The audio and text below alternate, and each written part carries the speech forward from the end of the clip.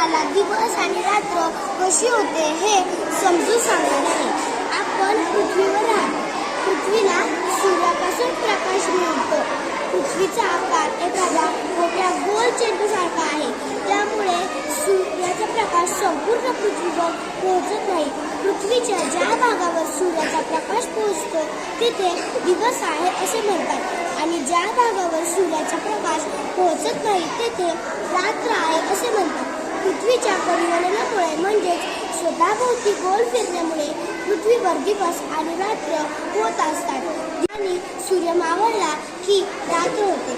सूर्य पूर्वेला उगवतो आणि पश्चिमेला मावळतो. धन्यवाद.